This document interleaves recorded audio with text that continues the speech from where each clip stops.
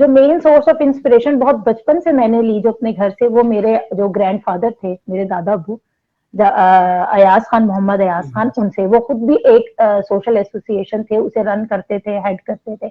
तो मैंने उन्हें बचपन में ही, बहुत बचपन में, शायद जब मुझे ये अंदाजा भी नहीं था कि मदद और किसी के काम आना क्या चीज है, मैंने तब से ही इन चीजों को देखना शुरू कर दिया। अपने फादर को देखा कि काम से ऑनेस्टी, काम में लगन, काम में जुनून किस तरह किया जाता है। आप जो भी जिंदगी का शोबा चूज करें, वो बैंकर हैं बेसिकली, वो मेडिकल की फील्ड से नहीं भी हैं, बट स्टिल मैंने यही देखा कि आप जिंदगी में जिस भी शोबे का इंतखाब करें, उसे अपना 100% दें। शायद घर से मिलने के बाद अगर किसी शख्स से मुझे वो इंस्पिरेशन मिली है, तो वो अमीन बाजवा साहब हैं। मैं अपने एक आम लड़की से जो डॉक्टर बनने और स्पेशली पोस्ट ग्रेजुएशन वाली जो मेरी जर्नी है,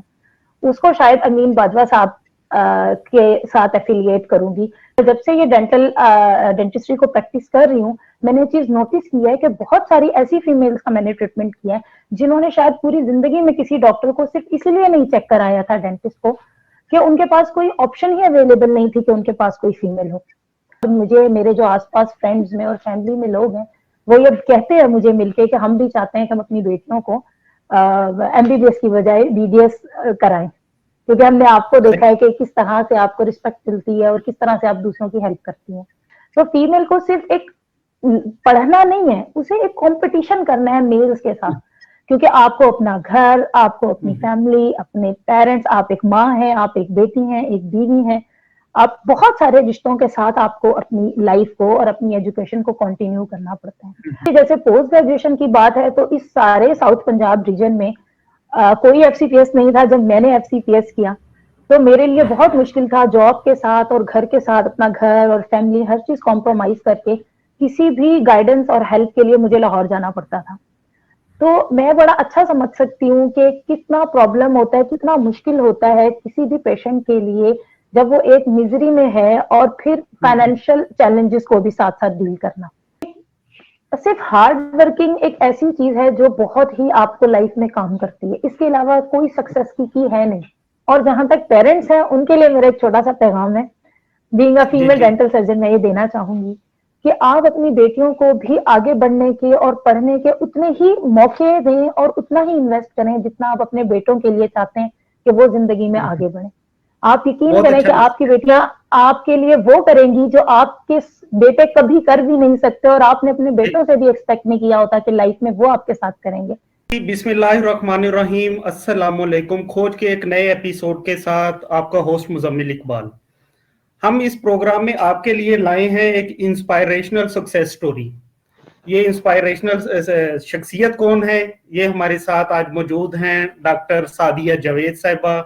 डॉक्टर सादिया जावेद साहिबा ना सिर्फ जनूबी पंजाब बल्कि भावलपुर डिवीजन की पहली एफसीपीएस डेंटल सर्जन है। हाँ जी, डेंटल सर्जन जो एक खास तौर के ऊपर सिर्फ नेल की एक फील्ड मानी जाती थी, वो डॉक्टर साहब से पूछेंगे कि वो इस साइड के ऊपर किस तरह आई। तो इससे पहले मैं आपको ये बताता चलूं कि डॉक्टर साहब का ताल्लुक सादकाबाद से है और इनकी जो स्कूलिंग और कॉलेज वगैरह है वो सारा इधर इकरा कॉलेज से है। तो बाकी तमाम डिटेल हम लेते हैं डॉक्टर साहबा से। डॉक्टर साहबा, आपका बहुत शुक्रिया, आपने हमें वक्त दिया। Thank you so much for inviting me on your show. मैं बहुत शुक्रगुजार हूँ आपका कि आपने मुझे ये वाला मौका दिया, जो कि बहुत कम लोगों को मैसर आता है। और बाकी जहां तक आपके प्रोग्राम खोज की बात है, तो मेरे ख्याल में बहुत अच्छा प्रोग्राम आप कर रहे हैं, और जिस तरह से आपने मुझे खोज निकाला है, तो मेरे ख्याल में ये बहुत वेल सूटेड है इस प्रोग्राम के लिए। नहीं, ये इसकी हमारी डॉक्टर साहबा कोशिश यही थी कि हमारी यूथ के लिए माशाल्लाह एक अल्लाह ताला ने आपको इज्जत दी है। आपकी जो स्ट्रगल है, आपकी जो सारा ये स्टडी का जो पीरियड गुजरा है, इसका मतलब हमारा मकसद यही था कि बच्चों के साथ आपकी एक सक्सेस स्टोरी सारी शेयर की जाए। तो सबसे पहले मैं आपसे ये पूछूंगा डॉक्टर साहबा कि हर आदमी की जिंदगी के अंदर एक इंस्पायरेशन होती है। आपको अल्लाह ताला ने जो मुकाम दिया, ये जहां अभी आप पहुंची हैं, इसका आपने गोल सेट किस जगह के ऊपर, किस उम्र के अंदर किया था? आप सभी जानते हैं कि जो किसी भी इंसान की जिंदगी है, वो बहुत बचपन से ही बहुत सारे लोगों से घिरी हुई होती है जिनसे आप इंस्पिरेशन ले रहे होते हैं। जहां तक मेरी जिंदगी की बात है, तो खुशकिस्मती से मैंने आंख ही ऐसे घराने में खोली है कि जहां पे वेलफेयर या लोगों की मदद करना या लोगों के काम आना मैंने बहुत बचपन से ये चीजें अपने आसपास देखी भी और इन्हें समझना भी शुरू कर दिया। जो मेन सोर्स ऑफ इंस्पिरेशन बहुत बचपन से मैंने ली जो अपने घर से, वो मेरे जो ग्रैंडफादर थे, मेरे दादा अबू अयाज खान, मोहम्मद अयाज खान, उनसे। वो खुद भी एक सोशल एसोसिएशन थे, उसे रन करते थे, हेड करते थे। तो मैंने उन्हें बचपन में ही, बहुत बचपन में, शायद जब मुझे ये अंदाजा भी नहीं था कि मदद और किसी के काम आना क्या चीज है, मैंने तब से ही इन चीजों को देखना शुरू कर दिया। मैं उन्हें हमेशा लोगों की मदद कर रहे हैं और बेलौस होकर मदद कर रहे हैं, इस तरह की मदद करते देखा। तो शायद बचपन से ही एक चीज मेरे अंदर आ गई कि जब आप दूसरों की मदद करते हैं, दूसरों को किसी के लिए मसीहाई का काम करते हैं, तो शायद ये आपको उस तरह का सुकून देता है जो शायद और किसी भी चीज में आपको नहीं मिलता जिंदगी के शोबे में। फिर जैसे जैसे थोड़ी बड़ी एज हुई तो फिर अपने फादर को देखा कि काम से ऑनेस्टी, काम में लगन, काम में जुनून किस तरह किया जाता है। आप जो भी जिंदगी का शोबा चूज करें, वो बैंकर हैं बेसिकली, वो मेडिकल की फील्ड से नहीं भी हैं, बट स्टिल मैंने यही देखा कि आप जिंदगी में जिस भी शोबे का इंतखाब करें उसे अपना 100% दें। कैसे आप किसी भी शोबे में जुनून के साथ और पूरी ऑनेस्टी के साथ आप कैसे ऑनेस्ट होकर किसी शोबे के अंदर अपना 100% दे सकते हैं, ये मैंने उनसे सीखा। जिस जैसे जैसे लाइफ गुजरती है, आप अपनी जिंदगी में बहुत सारे लोगों से, अपने टीचर से मिलते हैं। तो जब मैंने सादकाबाद में एफएससी के लिए इकरा डिग्री कॉलेज को ज्वाइन किया, ये मेरी खुशकिस्मती कि मुझे उस कॉलेज में एडमिशन मिला, तो वहां पे मेरा इंटरेक्शन अमीन बाजवा साहब से हुआ, जो कि खुद एक बहुत ही इंस्पिरेशनल लाइफ रखते हैं और दूसरों के लिए सोर्स ऑफ इंस्पिरेशन है। इसमें कोई शक नहीं है कि जिस तरह की इंकरेजमेंट और जिस तरह की इंस्पिरेशन उन्होंने मुझे लाइफ में दी है, शायद घर से मिलने के बाद अगर किसी शख्स से मुझे वो इंस्पिरेशन मिली है तो वो अमीन बाजवा साहब हैं। मैं अपने एक आम लड़की से जो डॉक्टर बनने और स्पेशली पोस्ट ग्रेजुएशन वाली जो मेरी जर्नी है, उसको शायद अमीन बाजवा साहब के साथ एफिलिएट करूंगी, क्योंकि उन्हें वो जिस लेवल पे और जिस तरह से उन्होंने मुझे इनकरेज किया एक एक लेवल पे, वो मुझे अपनी बेटी कहते थे और स्पेशल शफकत फरमाते थे मेरे ऊपर। तो वो इस चीज ने मुझे बहुत इनकरेज किया कि मैं किसी ऐसी फील्ड को चूज करूं जिस तरह वो मुझे इनकरेज कर रहे हैं, हेल्प आउट कर रहे हैं, स्पेशली फीमेल्स की एजुकेशन के लिए वो जिस तरह से काम करते थे। तो मुझे लगा कि मुझे भी कुछ ऐसी ही फील्ड चूज करनी चाहिए जिसमें फीमेल्स कम है, ताकि फीमेल्स को आगे आने में हेल्प हो सके। सही। अच्छा डॉक्टर साहब, आपका एमबीबीएस का मेरिट भी बन गया था एफएससी के बाद, तो ये एकदम आप ये डेंटल वाली साइड के ऊपर चली गई, ये टोटली ये तो एक मेल की साइड मानी जाती है। जी जी बिल्कुल ऐसा ही है। आज से 10-15 साल पहले जब मैंने ये वाला डिसीजन लिया था, तो जितना ये आज हैरान कुन है, तो मुझे लगता है उतने साल पहले तो ये इससे भी ज्यादा हैरान और परेशान कुन दोनों ही था। लोगों के लिए बड़े ही अचंभे की बात थी कि कोई फीमेल, जहां मोस्टली लेडी डॉक्टर ही समझा जाता है, डेंटल डॉक्टर तो हार्डली ही कोई फीमेल होती है, तो ये डिसीजन लेना काफी मुश्किल था और काफी रिस्की भी था मेरे लिए। बट जैसे हम अपने आसपास देखते हैं कि फीमेल्स बहुत कम है, वैसे ही ओवरऑल एजुकेटेड और स्पेशली मेडिकल और स्पेशली डेंटिस्ट्री में तो उससे भी कम फीमेल्स हैं। तो मुझे ये बहुत इंस्पायरिंग लगा कि कोई ऐसी फील्ड चूज की जाए जिसमें ऑलरेडी फीमेल्स बहुत कम है, क्योंकि हमारे यहाँ फीमेल्स जो हैं, गायनाकोलॉजी के बाद मुझे लगता है कि डेंटिस्ट्री वो वाहिद शोबा है जहाँ पे फीमेल्स प्रेफर करती हैं कि उन्हें कोई फीमेल डॉक्टर मिले, क्योंकि गायनाकोलॉजी की तरह ये भी सॉर्ट ऑफ एक प्राइवेसी का मैटर है कि आप अपने किसी के सामने मुंह खोल के अपने दांतों का कोई ट्रीटमेंट ले रहे हैं। मैं जब से ये डेंटिस्ट्री को प्रैक्टिस कर रही हूँ, मैंने चीज नोटिस की है कि बहुत सारी ऐसी फीमेल्स का मैंने ट्रीटमेंट किया है जिन्होंने शायद पूरी जिंदगी में किसी डॉक्टर को सिर्फ इसलिए नहीं चेक कराया था, डेंटिस्ट को, कि उनके पास कोई ऑप्शन ही अवेलेबल नहीं थी कि उनके पास कोई फीमेल हो। तो इस तरह की सोच के आप करें। और फिर ऑलरेडी मेरी एक बड़ी सिस्टर जो है, मुझसे बड़ी जो है, डॉक्टर मुनज़्ज़ा, वो ऑलरेडी इस शोबे में थी और मेरी जिंदगी में उनका हमेशा से बहुत बड़ा रोल रहा है मेरी हर डिसीजन मेकिंग में। तो मुझे लगा कि यही वो फील्ड है कि जिसमें मुझे आगे एक्सेल करना चाहिए, क्योंकि इसमें बहुत ज्यादा पोटेंशियल है, इसमें बहुत ज्यादा एक्सेल करने के चांसेस हैं। फिर फीमेल्स हैं, स्पेशली साउथ पंजाब के एरिया में जहाँ ओवरऑल हेल्थ को लोग इग्नोर करते हैं, तो वहां पे तो डेंटल हेल्थ की तो समझेंगे बिल्कुल दूर दूर तक कोई अवेयरनेस थी ही नहीं पहले।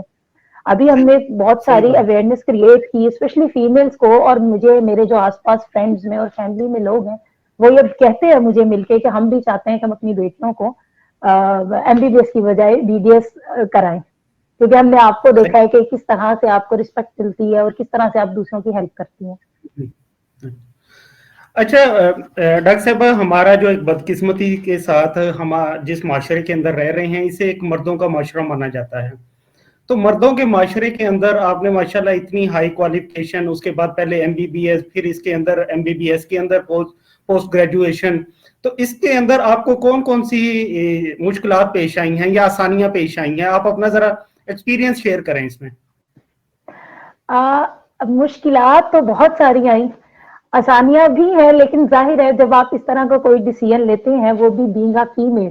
ठीक है, अभी तक भी हमारा माशरा जहाँ पे है वहां पे फीमेल एजुकेशन एक स्टिग्मा है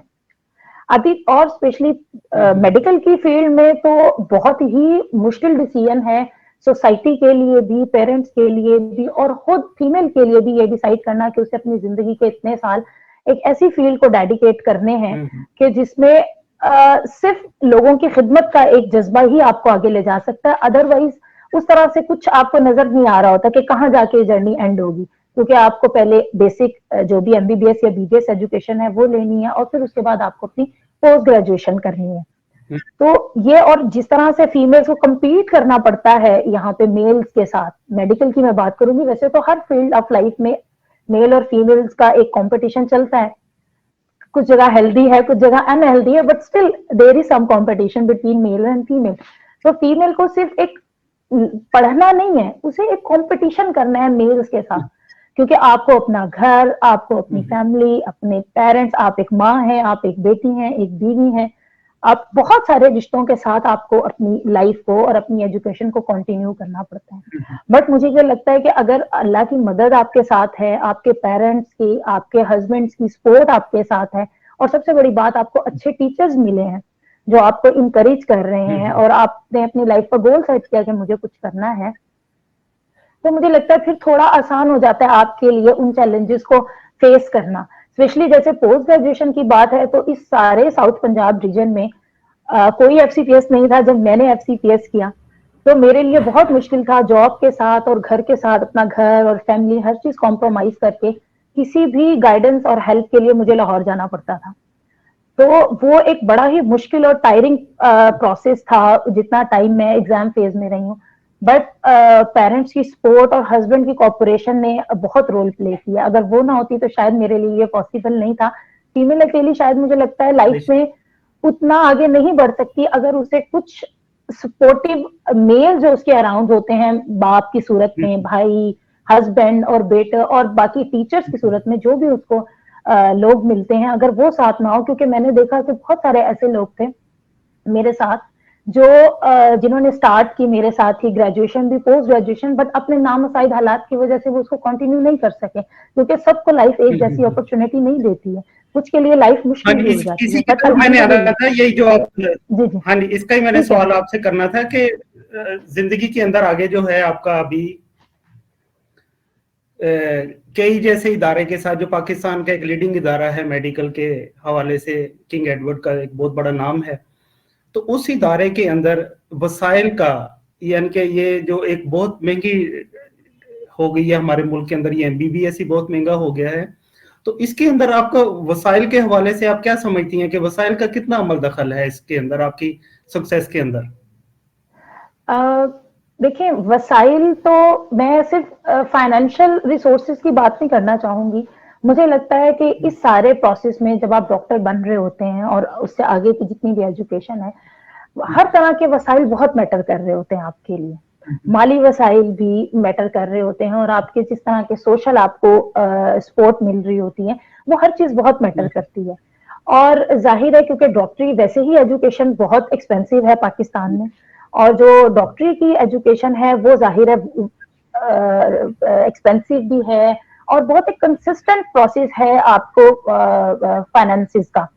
ऐसा नहीं कि एक बार आपने अमाउंट पे कर दी तो उसके बाद आप रिलीव हो गए, वो हर साल और हर लेवल पे, हर एग्जाम में आपको फीस पे करनी पड़ती है उसकी, जो कि जाहिर है अगर थोड़े से भी फाइनेंशियल कंडीशंस प्रॉब्लम में है तो आप नहीं मैनेज कर सकते। और स्पेशली जिस तरह से मेरी है, तो हम माशाल्लाह 7 बहन भाई हैं, और मेरे फादर की उस लिमिटेड सैलरी में मैनेज करना हम सब बहन भाइयों की एजुकेशन वाकई ही एक फाइनेंशियल चैलेंज था, स्पेशली हमारे पेरेंट्स के लिए, जिससे उन्होंने हमें उस टाइम पे तो बिल्कुल भी अवेयर नहीं रखा।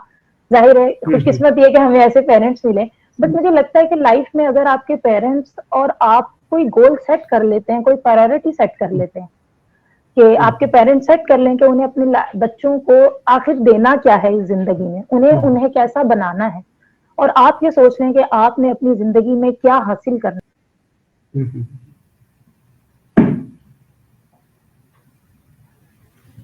और शायद ऐसे ही कुछ मेरे केस में भी हुआ। वो कहते हैं तालीम जेवर है, तो एक्चुअली में यही वो जेवर है जो हमारे पेरेंट्स ने हमें दिया, और जो कभी को ना कोई चुरा सकता है, ना ही कभी कम हो सकता है।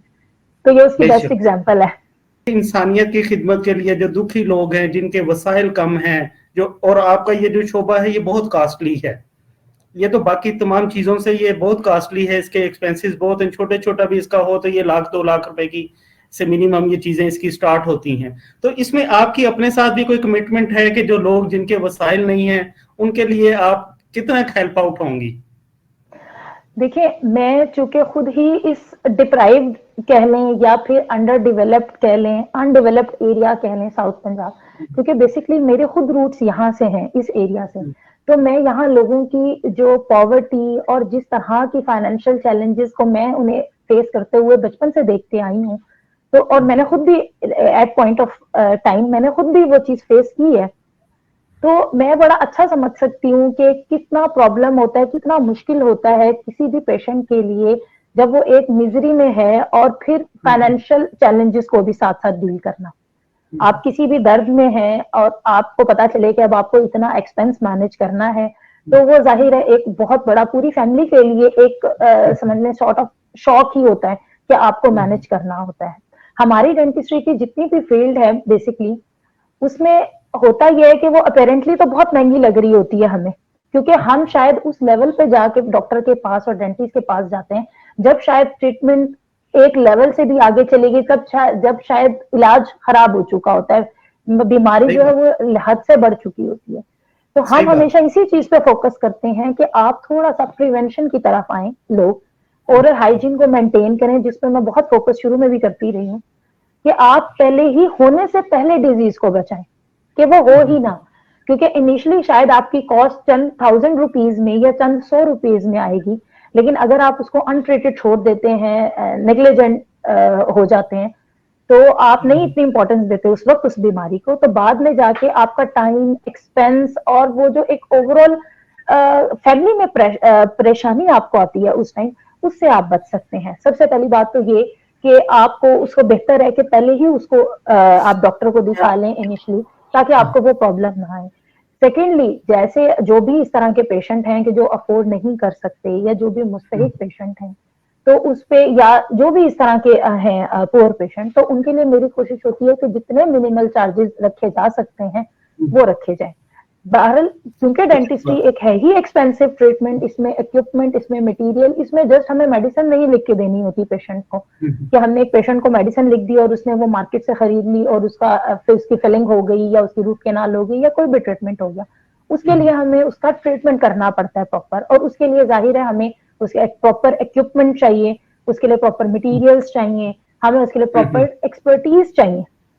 जो हमें चाहिए होती है। तो ये इसी तरह से है कि जैसे हम किसी भी स्पेशल जैसे कार्डिक कोई ट्रीटमेंट लेते हैं या कोई भी किसी भी किस्म का कोई स्पेशल ट्रीटमेंट लेते हैं, तो हमें थोड़ी सी कॉस्ट पे करनी पड़ती है। डेंटिस्ट्री भी सॉर्ट ऑफ वैसे ही है, क्योंकि आप अपनी समझ लें एक तरह की सर्जरी करा रहे हैं, इसे इसीलिए डेंटल सर्जरी बोला जाता है, क्योंकि ये सॉर्ट ऑफ सर्जरी है जो हम कर रहे होते हैं पेशेंट की। तो पेशेंट इसे सिर्फ एक दांत निकालने और दांत लगाने वाली फील्ड समझेगा तो उसे ये बहुत एक्सपेंसिव लगेगा, नो डाउट, लेकिन अगर आप ये रियलाइज करें कि ये आपकी ओवरऑल बॉडी को कैसे अफेक्ट कर रही है, क्योंकि ओरल हेल्थ वो चीज है जो आपकी ओवरऑल बॉडी की हेल्थ को अफेक्ट करती है। सबसे पहले कुछ भी अच्छा या बुरा आपके मुंह के जरिए आपकी बॉडी में जाता है। अगर आपने उस मुंह का ही ख्याल नहीं रखा तो आगे पूरी बॉडी, चाहे वो आपका स्टमक है, वो आपका लीवर है, वो आपके लंग्स हैं, हार्ट है, किडनी, व्हाटसोएवर जो भी है, वो सब कुछ उसी चीज से अफेक्ट हो रहा है जो आप खाते हैं।